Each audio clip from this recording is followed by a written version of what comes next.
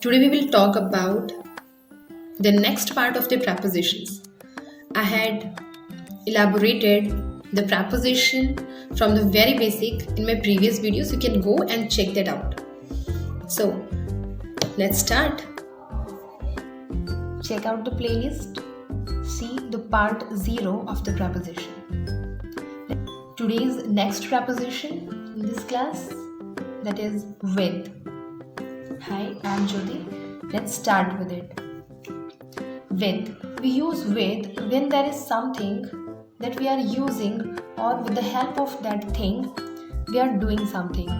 So we use with for that. किसी भी चीज़ की हेल्प से जब हम कोई काम करते हैं तो उसके लिए हम से के लिए विद लगाते हैं. मैं उन्हें मार्कर की सहायता से बोर्ड पर पढ़ा रही थी, या मैं उन्हें मार्कर से बोर्ड पर पढ़ा रही थी. I was teaching them on board with the help of marker. वह कलम से नोट्स बना रही है. She is making notes with pen. Next use होता है के साथ.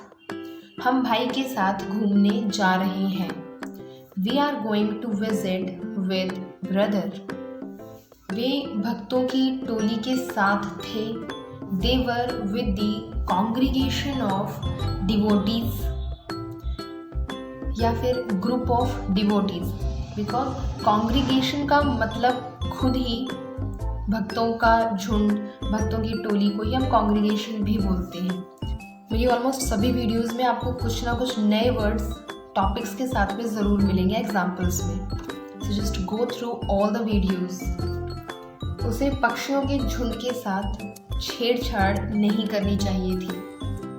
He should not have disturbed the congregation bird. He should not have done anything with the congregation of birds. यहाँ पर हमने with का यूज़ करके इस सेम सेंटेंस को बनाया है. यहाँ पर हमने with यूज़ नहीं किया है, राइट, बिकॉज यहाँ पे हमने disturbed वर्ड को यूज़ किया है. Next preposition is within.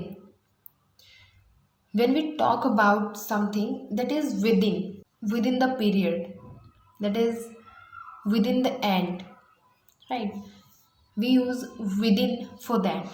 में, के अंदर, के अंत में या की अवधि में इतना ही समय होगा, इसी समय के अंदर अंदर ये काम हो जाएगा. वह 10 मिनट में कक्षा में होगी. She will be in the class with in 10 minutes. यानी 10 मिनट्स पूरे नहीं हो पाएंगे, उससे पहले पहले ही वो क्लास में आ जाएगी. तुम्हें सिर्फ 1 किलोमीटर के अंदर ही दौड़ लगानी चाहिए थी. You should have run within 1 kilometer. जो 1 किलोमीटर का डिस्टेंस था उसके अंदर ही. Without यूज़ करते हैं के बिना. हमारी नेक्स्ट preposition है तुम्हारे बिना कहीं नहीं जाऊंगी. I won't go anywhere without you. क्या बच्चों ने उसके बिना पार्टी नहीं की होगी. Will the children not have celebrated the party without him? और won't the children have celebrated the party without him? will not को अगर हम abbreviate करके जोड़कर एक साथ लिखेंगे तो won't हम यहाँ पर स्टार्टिंग में यूज़ करेंगे, फिर ये not यहाँ पर नहीं आएगा, इस will की जगह पर आ जाएगा WON apostrophe T, won't. Our next preposition is in.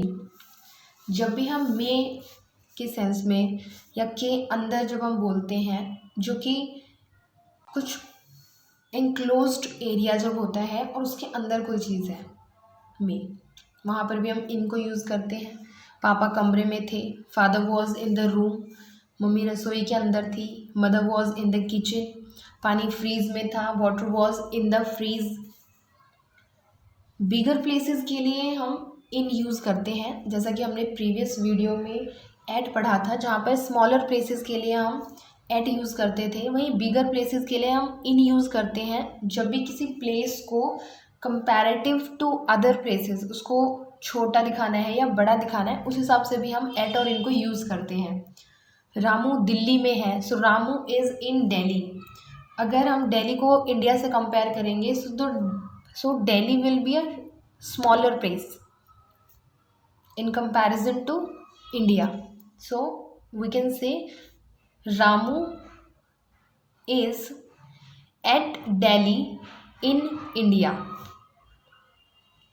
अगर यहाँ पर हम नांगलोई की बात करते हैं, सो रामू इज एट नांगलोई इन दिल्ली. नांगलोई जो है वो स्मॉलर प्लेस है दिल्ली से.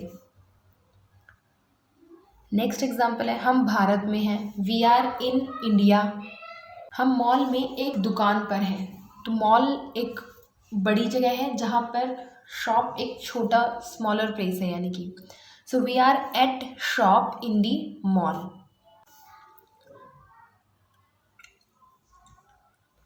ये डे टाइमिंग्स होते हैं. इवनिंग टाइम है, डॉन और डस्क है. डॉन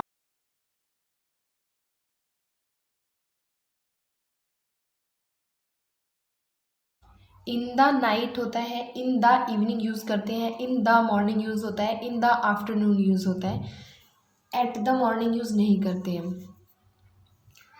वह कल शाम को घर आएगी. She will come home tomorrow in the evening. Month name के साथ में हम इन यूज़ करते हैं. ईयर का नेम आ जाए, एज का नेम यानी एज हो कोई, जो काल जो हम बोलते हैं समय के बारे में बात करते हैं उसका नाम आ जाए. सेंचुरी या सीजन्स के नाम आते हैं. रितेश जनवरी में डॉक्टर से मिलेगा. Ritesh would see doctor in January.